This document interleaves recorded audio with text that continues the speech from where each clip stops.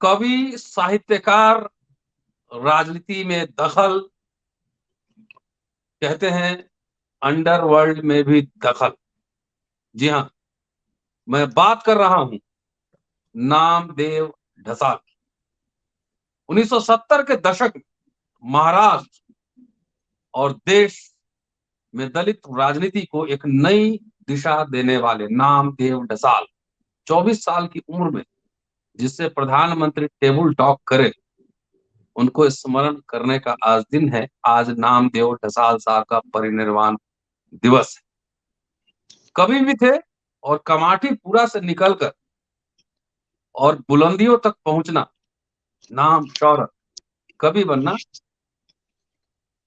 दलित panther की स्थापना करना और उससे जो वैक्यूम आरपीआई के पतन के बाद, विखंडन के बाद जो वैक्यूम उभरी थी, उसको पाटना और दलित राजनीति को एक आत्मविश्वास देना, ये नाम है नामदेव ढसाल का। आज उनका परिनिर्वाण दिवस है। ये एपिसोड उन्हीं को समर्पित है और अम्बेडकर नामा परिवार की ओर से उनको आदरांजलि है। और इस आज उनको याद करते हुए हमारे साथ प्रोफेसर दामोदर मोरे साहब हैं। अम्बेडकर नामा में बहुत नजदीक से उन्होंने महाराष्ट्र की पॉलिटिक्स को देखा है, दलित पैंथर को बनते देखा है और उनकी एक नजर है, एक पैनी नजर है पूरी राजनीति पर और नामदेव ढसाल के उभार पर। उनसे जानने की कोशिश करेंगे कि नामदेव ढसाल का महाराष्ट्र के पॉलिटिक्स में, दलित राजनीति में क्या योगदान था, वे उसे कैसे देखते हैं। स्वागत है सर अम्बेडकर नामा में। जय भीम। जय भीम सर। जी सर, शुरू करें। आप अपने अनुभव बताएं और आप एक जाने माने नाम है साहित्य की जगत में महाराष्ट्र में। नामदेव ढसाल जी। एक क्रांतिकारी व्यक्तित्व था। जब वो चल बसे तब सभी अखबारों में जी।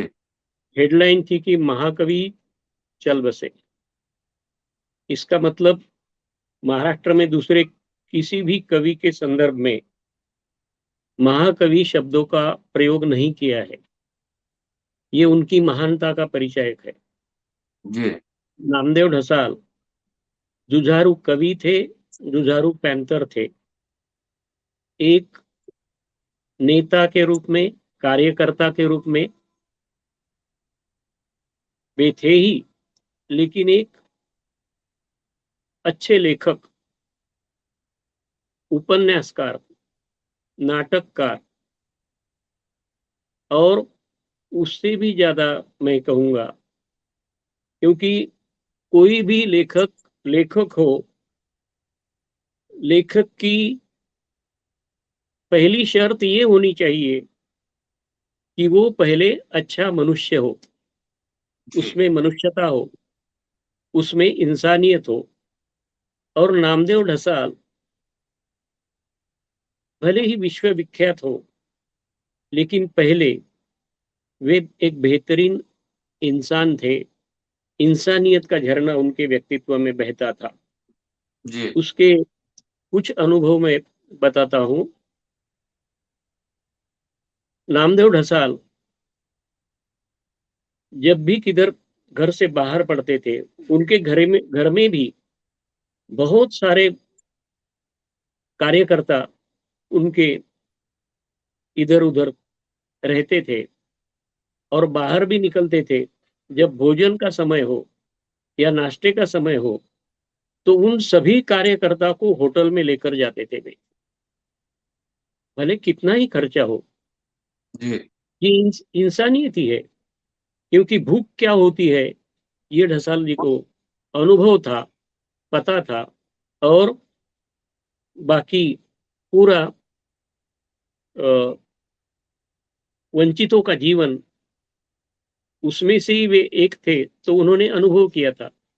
इसीलिए ये जो उनकी दरिया दिली है, वे अभिभूत करती है। जी। दूसरी बात ये कि दूसरा मेरा स्वयं का अनुभव है। 1981 में जब मेरी शादी हुई थी जी। तो उन्होंने मुझे बताया कि आप दोनों हमारे घर भोजन के लिए आइए। और लगभग 83 के आसपास की बात है। मैं और मिसेस पल्लवी मोरे दोनों तब वे महालक्ष्मी के नजदीक रहते थे, मुंबई का इलाका, वहां रहते थे। और बढ़िया भोजन उनकी सुविद्य पत्नी, जानी मानी कवयित्री मल्लिका अमर शेख जी ने बनाया था।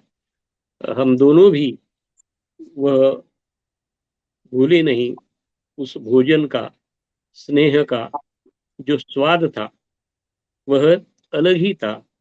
उस इसके लिए मन बड़ा होना चाहिए, मन की विशालता जरूरी है। तभी जी। ये बात मन में आती है कि कोई एक कवि को, साहित्यकार को भोजन के लिए बुलाया जाए। तो इंसानियत का ये सबसे बड़ा सबूत है। वैसे तो नामदेव ढसाल, पैंथर का जन्म, ये तो इतिहास आपको पता ही है। जी। लेकिन ब्राह्मणगांव की घटना, जहां एक वंचित समाज की एक माँ को नंगा घुमाया था, हम्म। और यह खबर अखबारों में आते ही संताप की ज्वाला धधक उठी। चाहे राजा ढाले हो, नामदेव हम्म। ढसाल हो, उनके मन में एक आग सी पैदा हुई। और साधना में राजा ढाले ने एक बहुत ही तीखे लफ्ज में आलेख लिखा, जिसका परिणाम पूरे महाराष्ट्र में उनके खिलाफ अ, बयानबाजी चलने लगी, और एक माहौल बनना शुरू हुआ। और इसी माहौल से प्रेरणा लेकर लेकर दलित पैंथर की स्थापना हुई। जी। राजा ढाले हो, नामदेव ढसाल जी हो, जेवी पवार, उमाकांत रणधीर, ऐसे कई नाम है। ये सभी मुंबई में रहते थे तब। मैं 1972 की बात कर रहा हूँ, ये सब मुंबई में रहते थे उसी समय। नामदेव ढसाल 1949 के और मैं 1953 का, मतलब ज्यादा अंतर नहीं है, हमारी उम्र में 4 साल का अंतर है। तभी मैं महाराष्ट्र के यवतमाल जिले में, पुसद छोटा शहर है, वहाँ फुलसिंग नाइक महाविद्यालय है। महाराष्ट्र के पूर्व सीएम वसंतराव जी नाइक, इनका ये कॉलेज, उस कॉलेज में मैं पढ़ता था। और अखबार में मैंने भी यह खबर पढ़ी थी, ब्राह्मण गांव की नंगा घुमाने की। तो मेरे ही मन में संताप धधक उठा, और मैंने कुछ गीत लिखे, कुछ कविताएं लिखी। और जैसे महाराष्ट्र में मोर्चे निकाले गए इस घटना के खिलाफ, मुंबई में मोर्चे निकाले गए, वैसे पुसद सिटी में भी मोर्चा निकाला गया। और वहां मोर्चा का रूपांतरण जनसभा में हुआ। जो मुझे जानते थे वे कहने लगे कि इस मोर्चा की जनसभा का आरंभ तेरे गीत से या कविता से हो। हम्म। हाँ, तो मैंने कहा कहा, और उस जनसभा का आरंभ लगभग 6 बजे का समय था, शाम का। और उसका आरंभ मैंने एक गीत से किया, और तीनों स्टैंजों पर तालियों की बौछार हुई। सभी को वो पसंद आया, और फिर चर्चा होने लगी पुसद के नागरिकों में भी और छात्रों में भी, कि अरे तू अच्छा लिखता है, ये कविता संग्रह आना चाहिए, क्या हम्म। कविता संग्रह आना चाहिए। मैंने कहा 60 रुपीज को स्कॉलरशिप मिलती है, और कैसे छपाएंगे? तो छात्र बोले हम चंदा इकट्ठा करते हैं। मैंने कहा कि महंगाई इतनी है, कैसा एडजस्ट कर पाएंगे हम? लेकिन छात्र माने नहीं, मित्र माने नहीं, और उन्होंने चंदा जमा करना शुरू किया। तो मैंने बोला ये इतने इतने प्रोफेसर है, मुझसे बहुत प्रेम करते हैं, आप उनके भी पास जाओ अगर करना ही चाहते हो तो फिर वो उनके पास भी गए और पूरे चंदा इकट्ठा जमा इकट्ठा किया और 6 दिसंबर 1972 में तो भीम अस्तातर यह मेरी छोटी सी किताब प्रकाशित हुई। तो 6 मराठी दिसंबर में। 72 6 6 दिसंबर 1992 में 1972 में जी। पब्लिश हुई और जुलाई में पैंथर का जन्म हुआ था क्या, तभी मतलब छपने के लिए 2-4 महीना मुझे वो लगे क्या, तो वो आई और उसके बाद मैं औरंगाबाद में एमए किया, वहाँ पुसद में बीए किया था, औरंगाबाद में एमए किया, जर्नलिज्म किया, फिर मुंबई में आया। तब तक नामदेव ढसाल से पहचान नहीं थी। पुसद में राजा ढाले आने के कारण उनसे मुलाकात हुई थी। रामदास जी आठवले उस समय पुसद में आए थे, तो रामदास जी आठवले जी से तब से मित्रता अभी तक कायम है, वहाँ मुलाकात हुई थी। लेकिन जैसे ही जी। मुंबई में आया तो पैंथर की पैंथर के आंदोलन, पैंथर का मोर्चा, दूसरे भी मोर्चे और लेखन, तो इस बहाने नामदेव ढसाल जी से भी मुलाकातें कई बार होती रही। एक याद है मुझे, एक बार हम टैक्सी से जा रहे थे ठंड की वजह से खांसी।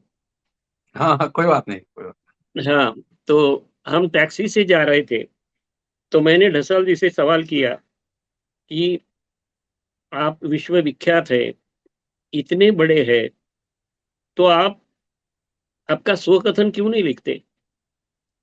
आत्मचरित्र, आत्मकथा नहीं। क्यों नहीं लिखते? जी। तो उन्होंने मुझे क्या जवाब दिया? वे बोले, मोरे, इतना बड़ा विश्व है, इस विश्व में कितने सारे महाद्वीप है, उसमें कितने सारे देश है, उसमें एक भारत, भारत में कई राज्य, उसमें महाराष्ट्र, महाराष्ट्र में हम्म कई महानगर, उसमें एक मुंबई महानगर और उसमें एक उपनगर में महालक्ष्मी, हम्म उधर उधर एक मेरा घर, उसमें मैं रहता हूँ। तो हम्म इतने बड़े विश्व में मेरी आत्मकथा लिखने का क्या मतलब रहेगा? बहुत बड़ा विश्व है। मतलब ये बोल के उन्होंने टाल दिया क्या, और आत्मकथा लिखी जी। नहीं। अगर वो लिखते तो कई खंडों की आत्मकथा वो होती थी, जी।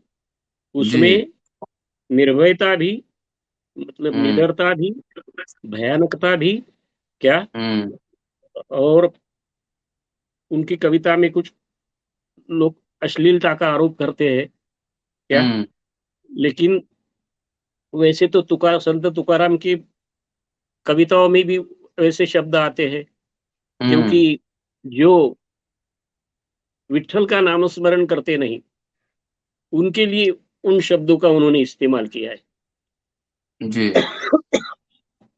कविता में ऐसे शब्द जब आते हैं तो अत्यंत जरूरत हो, फिर वो आए तो चल सकते हैं। जी। वो अनुभव की जो अनुभूति होती है, काव्यानुभूति, काव्यानुभूति का हिस्सा बनकर जो शब्द आते हैं, वो जी। अश्लील मानना गलत है। लेकिन हम्म। लेकिन जैसे एक सफेद पोशाक आपने पहना है या कोई भी पोशाक पहना है और उसमें कोई भी ऐसा थोड़ा फटा हुआ था तो ठिगन लगाया, पैच लगा दिया, तो उसकी वो पैच की तरफ जैसा ध्यान जाता है, वैसा जी। जो जो अश्लील शब्द अनुभूति में मर्ज नहीं हुआ, वो पैच की तरह उस पर ध्यान जाता है। इसका जी। मतलब है कि वो आशय के रसायन से, अनुभूति के रसायन जी। से एकरूप नहीं हुआ है। नहीं और हुआ। नामदेव जी ने जो शब्दों का इस्तेमाल किया है, वो उसमें मर्ज होते हैं। जैसे आचार है, उसमें आम की अ, आम के टुकड़े रहते हैं क्या, हम्म हल्दी रहती है, नमक रहता है क्या, अलग अलग, लेकिन वो कैसे होते हैं, वहाँ एकजीव होते हैं, वो हम्म एकरूप होते हैं, वो मर्ज होते हैं और उसी लिए वो आचार की टेस्ट आती है। तो जी कविता जी जी। ऊंचाई पर तभी जाती है, भले ही अश्लील शब्द हो, उस पर ध्यान नहीं जाता। तो नामदेव जी के कविताओं पर जो आक्षेप ये किया जाता है, यह सरासर गलत है। मेरी एक हिंदी कविता में मैंने कहा है कि सुगंध को ये भूलना नहीं चाहिए कि वो फूलों के कारण है। सुगंध हम्म को ये भूलना नहीं चाहिए कि वो फूलों के कारण है। फूलों को ये भूलना नहीं चाहिए कि वह टहनियों के कारण है। फूलों को ये भूलना नहीं चाहिए कि वे टहनियों के कारण है।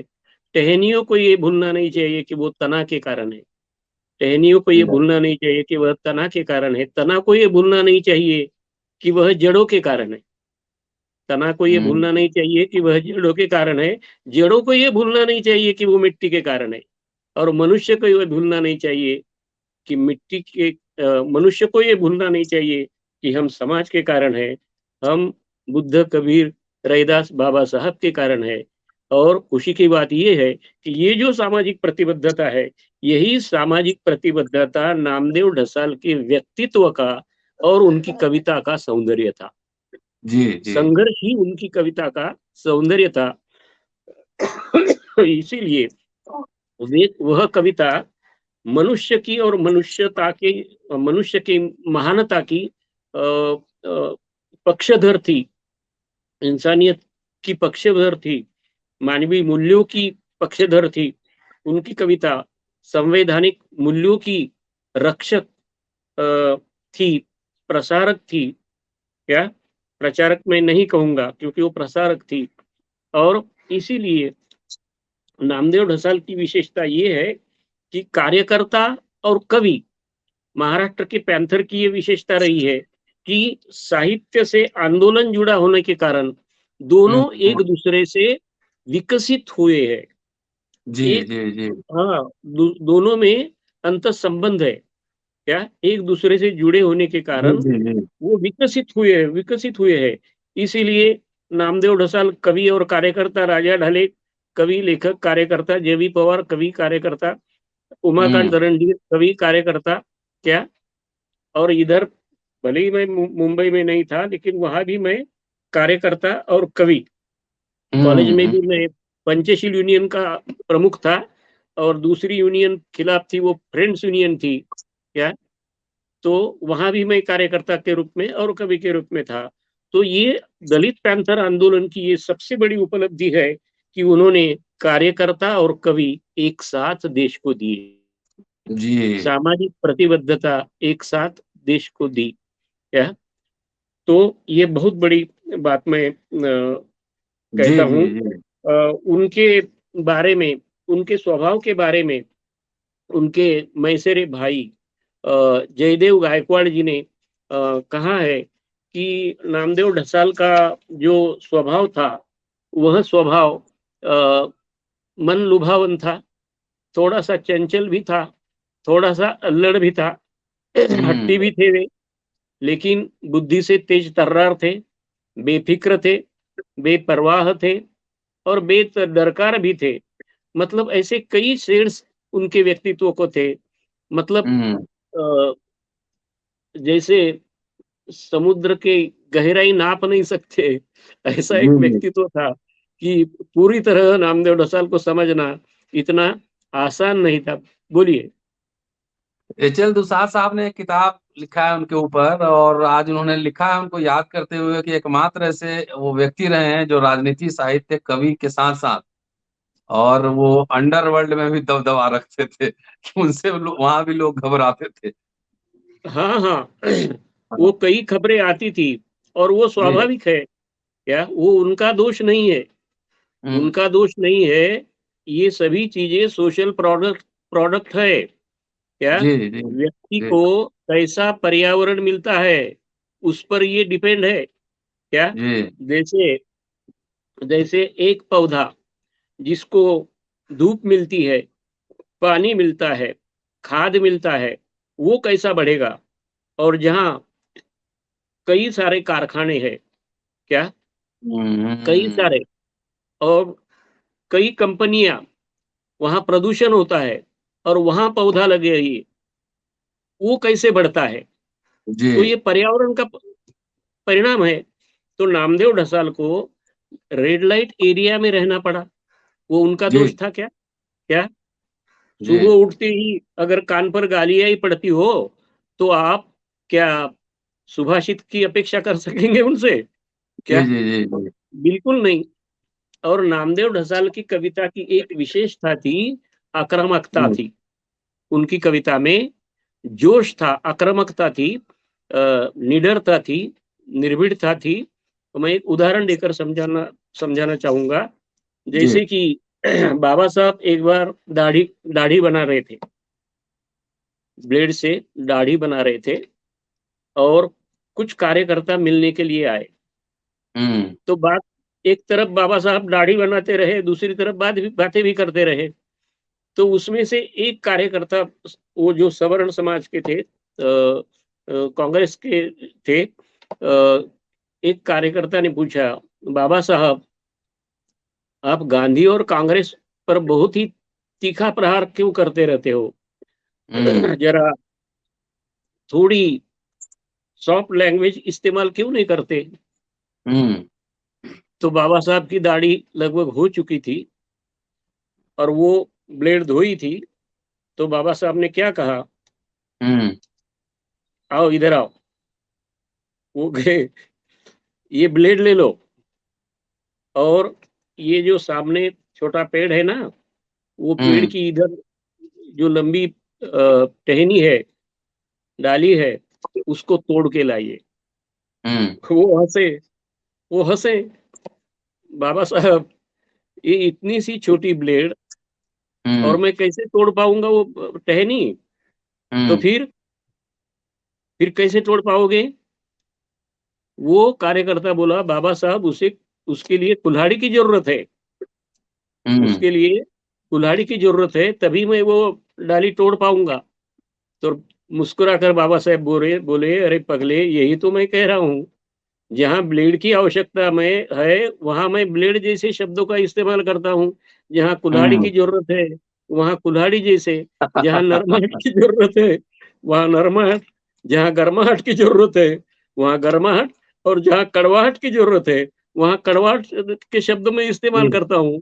तो सभी जी हंसने लगे। क्या? तो नामदेव ढसाल की कविता में इस तरह के शब्द क्यों आते हैं, आक्रामकता जी क्यों आती है, जो आग से धधकते हुए शब्दावली क्यों आती है? इसका कारण ये है, मेरी एक सदियों के बहते जख्म नाम का कविता संग्रह है। उस कविता संग्रह में कवि और समीक्षक की बातें चल रही है, और वो कहता है कि आपकी कविता, मैं कंटेंट कहता हूँ, वो समीक्षक कहता है कि मैं आपकी कविता को आपको कवि कैसे कहूँ? हम्म आप अछूत हो, आपको कवि कैसे कहूँ? अ, रंग बदलने से बदलती नहीं कौवे की छवि, या हंस हम्म हो जाता नहीं। क्या? इस तरह का कंटेंट है उसका। उसमें मैंने फिर सवाल किया है कवि के रूप में कि आपने कभी दूध से पूछा है कि तू क्यों इतना तेजी से उबलता है? आपने कभी कभी तूफान से पूछा है कि हम्म तू इतना तेजी से क्यों दौड़ रहा है? जी अगर आपको ये कारण पता चले, तब आपको पता चलेगा कि अम्बेडकरी चेतना की कविता में इतना उबाल क्यों है, क्यों है इतना वो आग बबूला क्यों होते हैं, उनकी उनके शब्द में इतनी धधक क्यों है, इतनी दाहकता क्यों है, तब आपको पता चलेगा।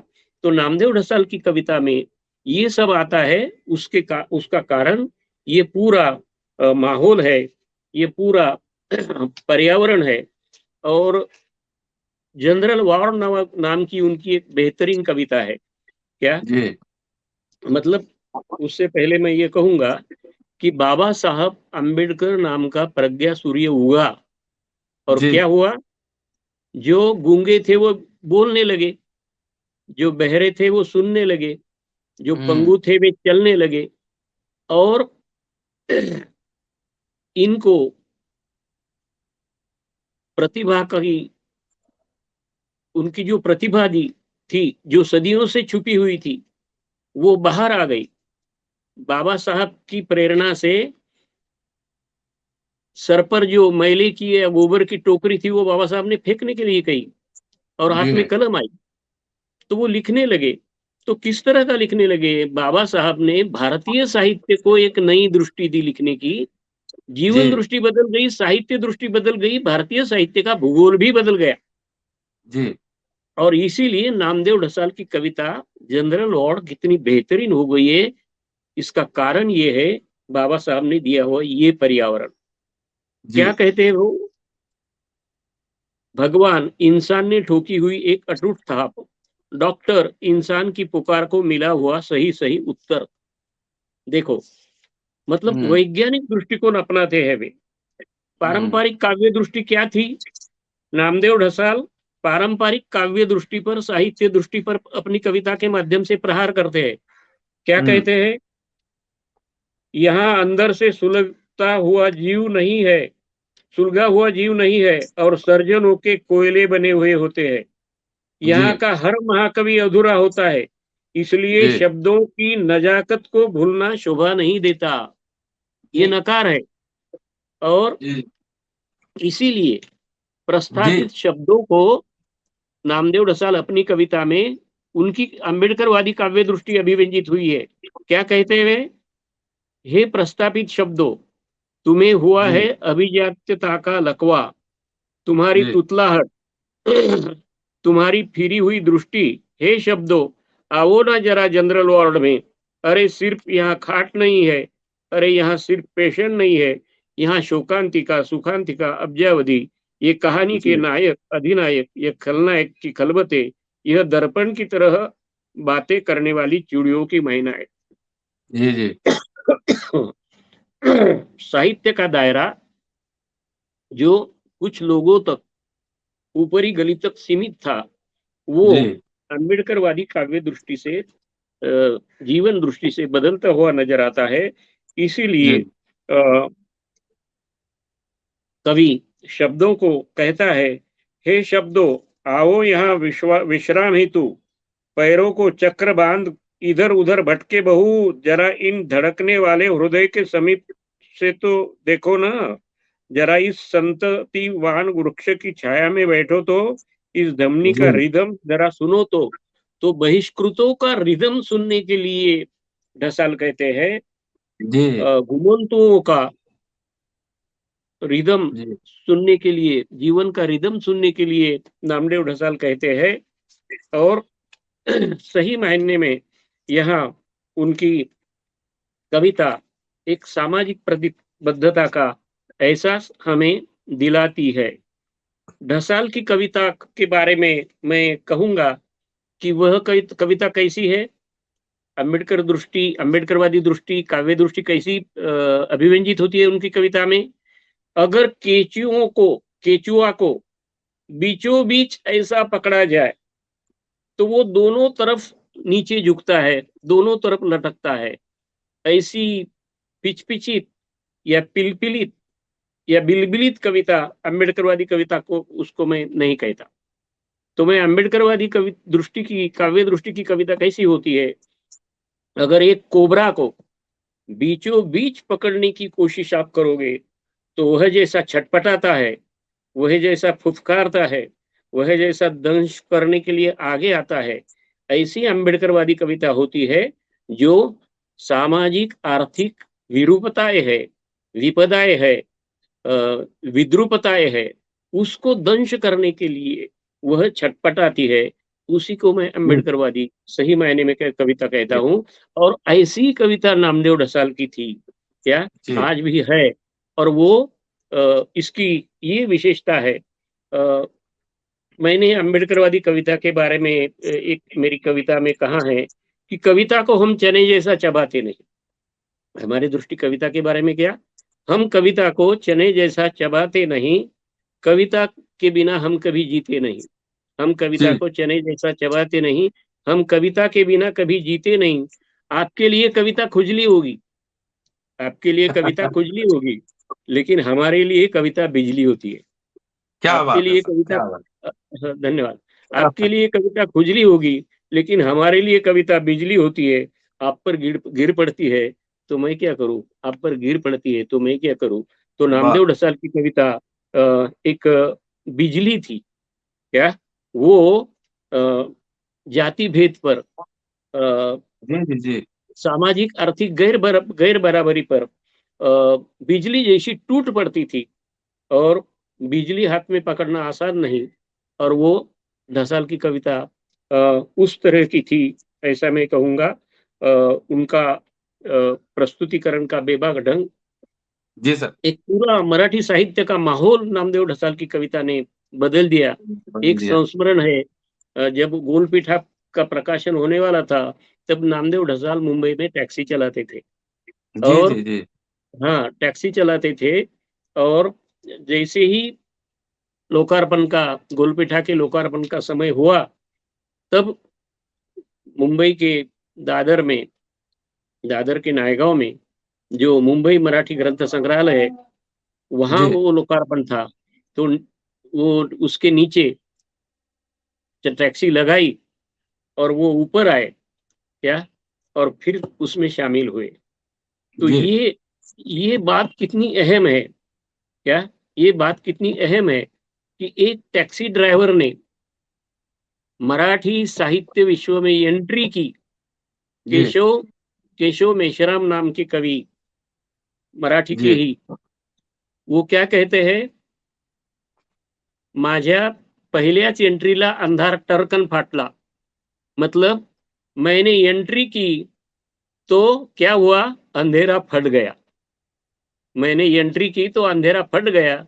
यही परिणाम नामदेव ढसाल की एंट्री का जी। सही सही मायने में हुआ। बहुत बढ़िया सर, और आपने बहुत ही शानदार प्रस्तुति की, और अम्बेडकर नामा की ओर से, सभी दोस्तों की ओर से एक आज नामदेव। लास्ट में जी। 2 मिनट लास्ट में ले सकता हूँ। हाँ हाँ। हाँ, तो उनकी कविता की प्रेरणा बाबा साहब ही थी। हर साल वे बाबा साहब पर एक कविता लिखते थे। एक कविता में उन्होंने लिखा है कि आज हमारा जो कुछ भी है, वह सब तेरा है। यह जीवन, यह मृत्यु, यह शब्द और यह जीवा, यह सुख और दुख, यह स्वप्न और यथार्थ, यह प्यास और भूख, समस्त पुण्य तेरा ही है। नामदेव ढसाल जब चल बसे, तो उनकी अंतिम समय की यात्रा में मैं भी शामिल रहा था।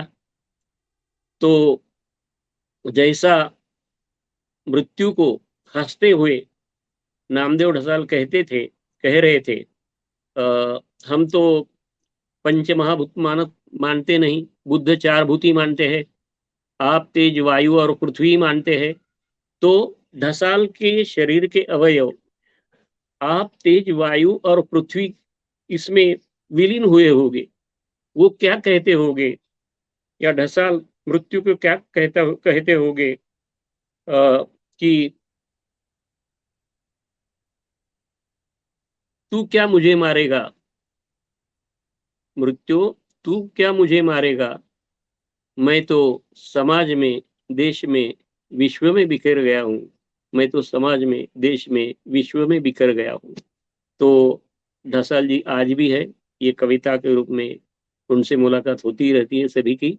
तो मैं उनको तहे दिल से अभिवादन करता हूँ, और आपको भी धन्यवाद अदा करता हूँ कि इस समय मुझे आपने बुलाया। जय भीम, जय बुद्ध, जय भारत, जय संविधान।